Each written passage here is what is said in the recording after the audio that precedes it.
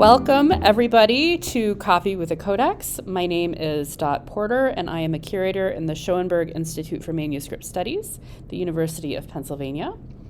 The Schoenberg Institute, or SIMS as we call it, is a research and development institute focused on manuscript studies, broadly defined, and we have manuscript collections. We digitize all of our manuscripts, and Coffee with a Codex is my weekly program where I take a book, or sometimes more than one book, off the shelf and just walk you through, and we'll take a look. It's very informal. If you've been here before, you know the drill. If you're new, welcome. I love it when new people come in. If you have questions as we go, drop them in the chat. And now we're going to get started. So our manuscript today is right here. This is shelf mark LJS 64. This means it's in the Schoenberg collection, so it was originally collected by Lawrence Schoenberg, who gave it to us a few years ago. And this is a really fun and interesting book. It is illustrations to Georg von Peurbach's novae Theoricae planetarum. So this is astronomy, and it is mid 15th century, or pardon me, no. This manuscript is 16th century, sort of mid 16th century, between 1525 and 1575, and it is illustrations on a text that was written by Georg von Peurbach in the mid 15th century. So the text that this is illustrating is before that. We don't actually have a copy of the text. So these were illustrations that were made separate from the work itself and sort of presented in its own book. And many of these diagrams are what are called Volvelles, and this is what makes this book really fun. So these are diagrams. You've all probably seen diagrams. And astronomical diagrams, that is, diagrams that focus on the moon and the sun and the stars in the sky, tend to be circular like this. So it's like you're either looking at the Earth or you're on Earth and you're looking up in the sky, and this is what you're seeing. So these are two examples of still diagrams. And what a Volvelle does, here we go, is Volvelles have parts that move. So what we have here are other, in this case, circles or spheres that have been attached. I'll zoom in a little bit so you can see how this works. You have sort of pins or something that goes through the paper. In this case, this is all made of paper. And then it holds it in place, and you can sort of move it around. And if you know what you're doing, and if you know what these are, you can move these maybe to take measurements. It's a little bit like an astrolabe, if you know what an astrolabe is. It's the same kind of idea, only in paper instead of in metal. And so the text that these illustrations illustrate was his own version of Ptolemy. He was trying to make the old Ptolemaic, this was like the ancient way of thinking about the solar system. That is, that the Earth is the center of everything, and everything moves around the Earth. And so this is what we're trying to get here. And by the way, this is not my expertise. If anyone on here is a historian of astronomy, please feel free to speak up in the chat at any point. And so what he was trying to do, and you can see he started very simply and sort of built up through it. And he is known, and this text in particular is seen as being the sort of the start of the modernization of astronomy. He was trying to make it easier for people to understand. And even though we don't have the text, and even though I don't really know what's happening at any point in this book, I just think it's pretty neat. You can see this happening. So we start with these very simple diagrams, and then we have these two where here is a circle that's attached in the center, and here is one that is attached off center a little bit. So these are CD and CM. So this is the same thing, only in one case we're revolving around CD, and the other one will revolving around CM. And so when you rotate, it changes. So if you rotate around CD, which is not in the exact center, then you're off center. And when you revolve around the center, then it's exactly in the middle, right? So that's what's happening here. I'll also point out that these have notations here. So this is north, east, south, and west. So this is the directionality, a little bit different. We're used to seeing north on top, and this is north on the bottom. So that is, and these, what I would love is for someone to do a project focused on this manuscript, to actually go through and do potentially video and other things. Because what we have is these labels up here, so we know what lesson or what chapter perhaps in the main text these are illustrating, and then we have the diagrams themselves. So I'm just going to sort of go through and we'll look at how some of these work. So here is, these are labeled, so this is Orbis Infinis Spherus Solis, so this is going to be the sun, and this is Orbis Supremus. So we can move these. My movement is not going to be particularly meaningful, but here we are, and you can see how these two move around each other. So you can see as somebody learning astronomy, this could be a really helpful way to see this literally in action. There we go. So these are some of my favorites, this one on the right in particular, because what we have here is several layers of spheres. So we have the outer, the sort of the primus, the prime one, and what this is I believe these are the signs of the zodiac. So this is the sort of months of the year going around, and then these two. And what makes this so interesting, I mean, there's several things in this one. There's the black background. So the middle circle is backed in black. And then this one has cutouts, so you can see the cutout there. And it's also off center, so it sort of has an interesting movement there.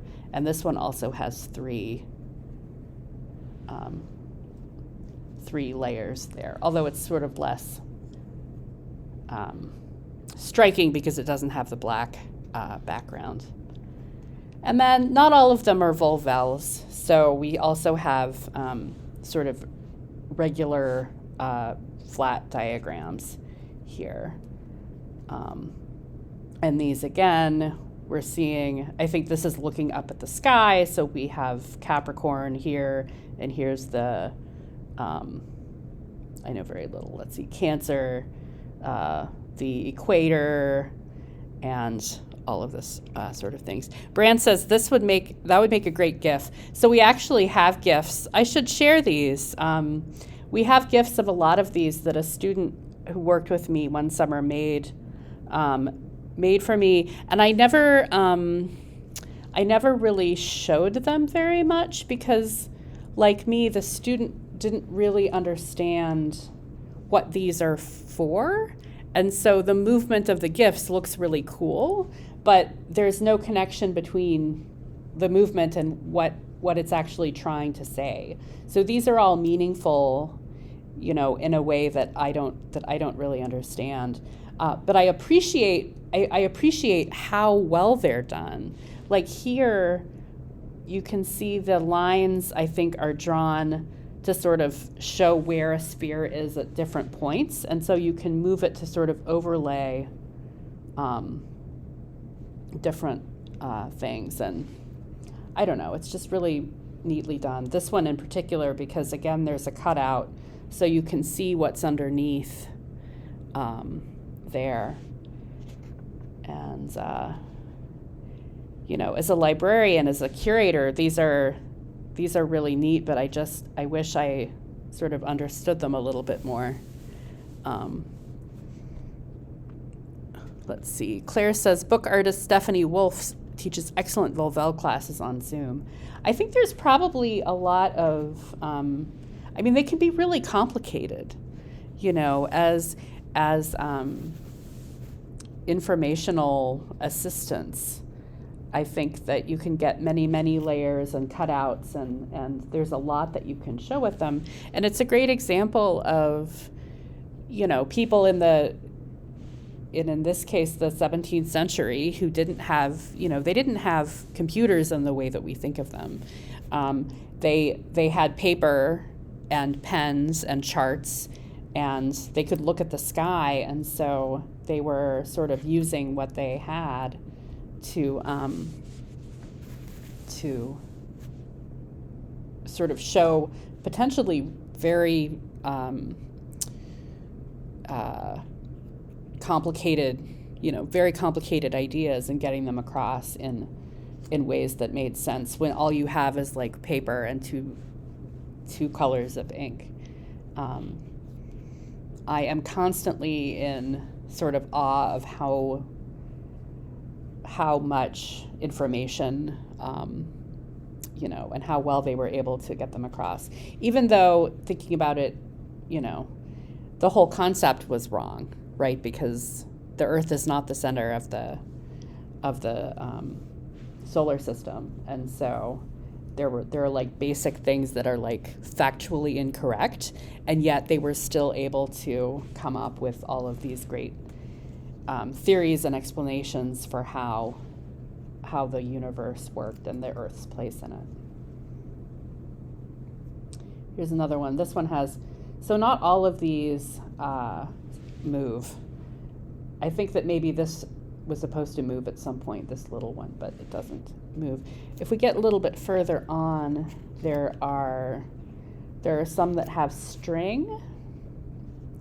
So I will admit, I'm just flipping through the ones that aren't Volvelles, but I hope you appreciate them as we swing by.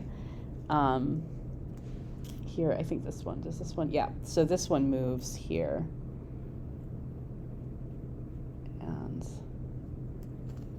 And I also love that they still work, This book is, what, 1550, it's 500 years old, and it's still doing pretty well. And the paper's good. The paper itself is in really good condition too.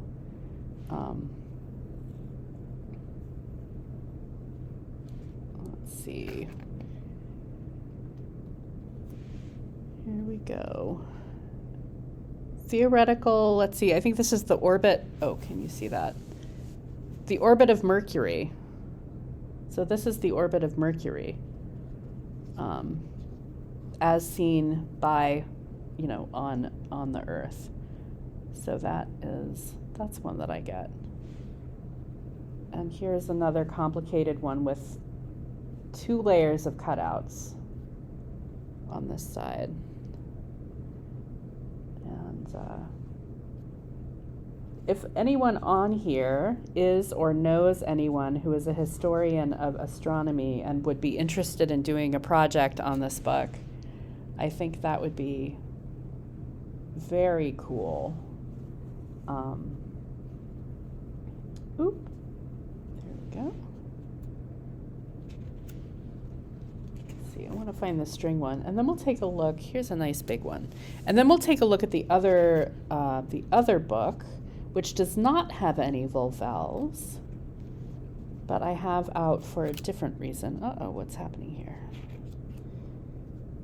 There we go.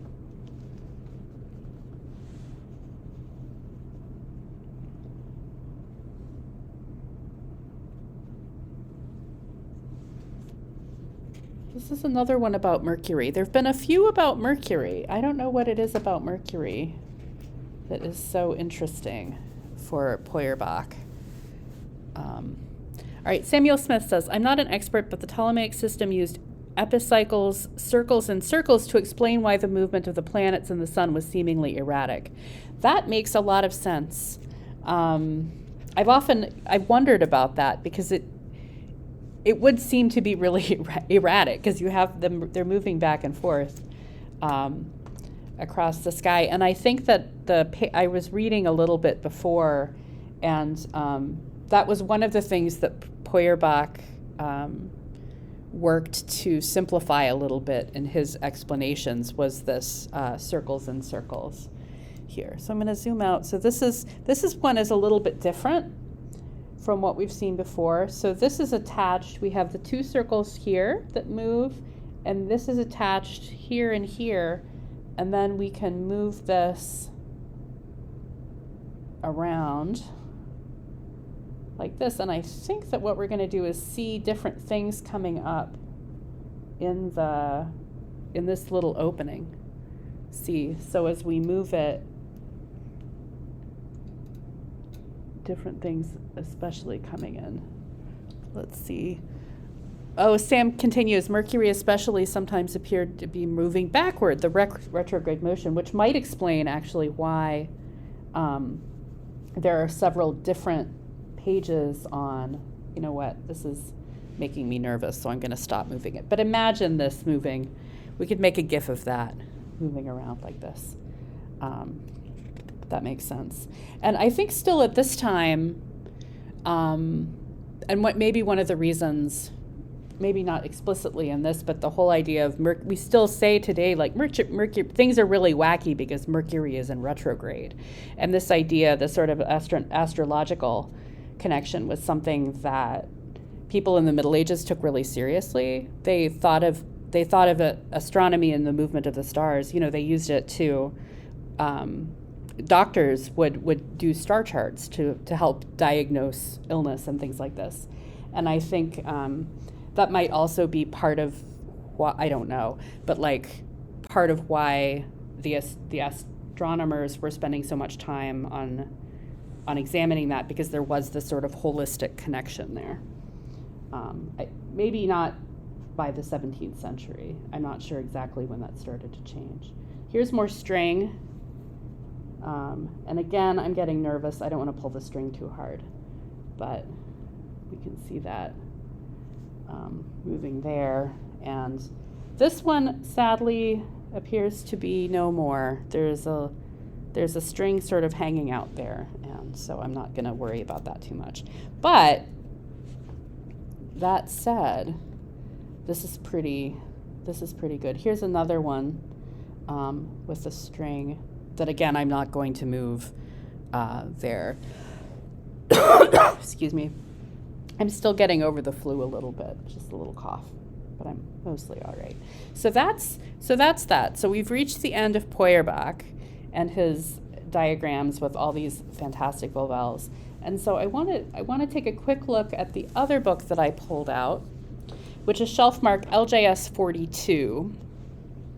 And this book was also written or copied, really, in the mid 16th century. I believe that this one has been dated to 1551.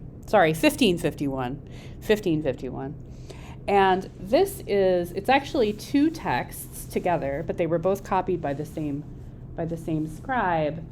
And they are Hebrew commentaries on Hebrew translations of two major astronomical texts. The first one here, so that sort of starts with that kind of pretty thing. The first commentary is, it's going to take me a minute to get there. Hold on. I promise it's here. It's got lots of notes written on there. Here we go. So we're sort of starting, I think we're starting in the middle of the sentence. I think there must be a page missing here. But this is a commentary on a Hebrew translation of Johannes de Sacrobosco's Sphera Mundi, which was a 12th century astronomical treatise that was incredibly popular throughout the Middle Ages.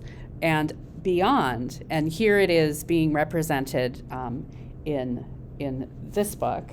And I'm just going to sort of go through pretty quickly. I said it was all written by the same scribe. Apparently I think that's not true because this is a different hand. It's all written by the same person, though. That was what I meant to say.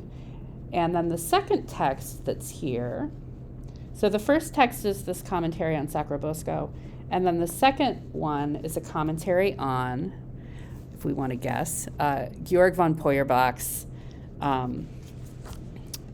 the novae Theoricae planetarum.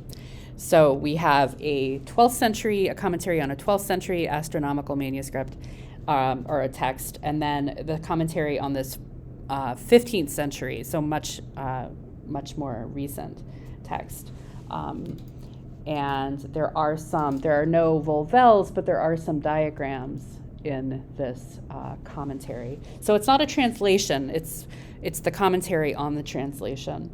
I think somebody put their cup there. I think that's sort of kind of fun and also too bad there. But immediately here we have some diagrams which look not dissimilar to the ones that we saw in the in LJS 64. And again, I think it would be a really interesting project to sort of compare the diagrams from LJS 42 and LJS 64 to sort of see how they come together. So here's one. And this is, when we think of diagrams, I think, or when I think of like astronomical diagrams, this is more like what I'm thinking, is sort of still drawings that are presented within the context of the manuscript. So they're really easy to see there. But I like this because it sort of illustrates how these texts got copied and translated and recopied, and how they were used. Georg von Peurbach was German, but he wrote in Latin, and then it was translated into Hebrew, and then the person, read it and digested it and wrote this commentary on it. And we believe that the person who wrote the commentary was, let me find his name, Almosnino. Moses ben Baruch Almosnino. And I looked him up, and he was actually, he was a rabbi who was mostly known for his commentaries, for his biblical commentaries. And yet here he is writing a commentary on this really popular astronomical book. He also wrote the commentary on Sacrobosco. So that's a kind of an interesting contextual bit there. Here's another colored diagram. There are a few of them. Most of the diagrams in this book are black and white, but there are some that are colored.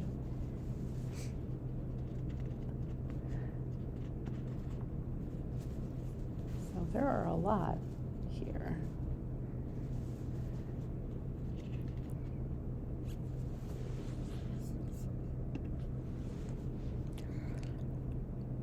Let's see. Oh, Denise says it's a bleed through. Oh, it probably is a bleed through. I wanted it to be a cup stain very badly. Here we go. Let's see. Claire is asking, is the script unusually small?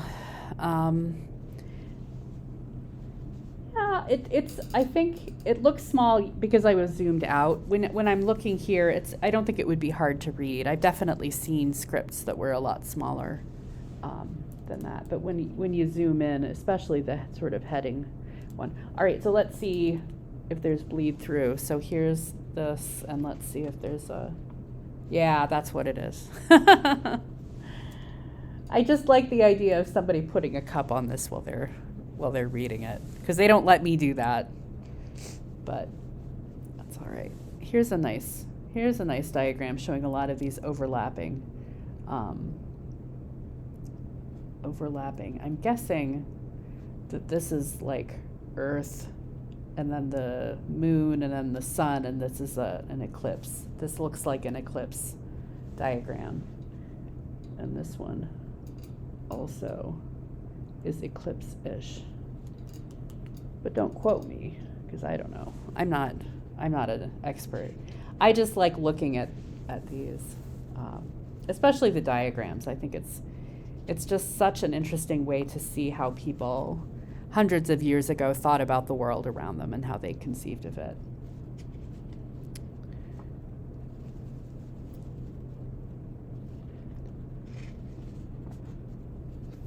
Oh, this looks like moons. We have the different moons, not different moons, it's all the same moon, but you know, as the sun, as the earth moves and the sun shines on it in different ways. I like that. Phases, thank you. Thank you. Phases of the moon. There we go. I haven't seen a diagram that shows the phases quite like that. I think that's neat.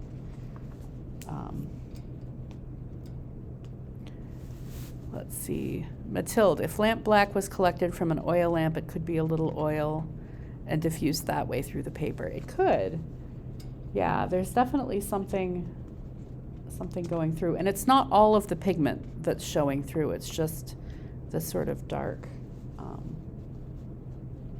the dark one, I think. The dark ink. But you often see that different inks sort of reacting. Sometimes you'll see if you have ink, iron gall ink that has a lot of iron in it, it will literally eat through the paper or parchment, and you get little holes in it that sometimes makes it so you can't use the book anymore, because if you turn the pages it will fall apart, which is sort of unfortunate. I'm just sort of paging through now. It's almost time to end. So I think I will stop here. Thank you all so much for taking a walk with me through these fun manuscripts that I'm sorry I can't say more about them than I can, but it is interesting, I think, to look at them, and hopefully we'll get some projects going at some point around them. So thanks for coming. I hope you all can make it next week, and I'll see you then.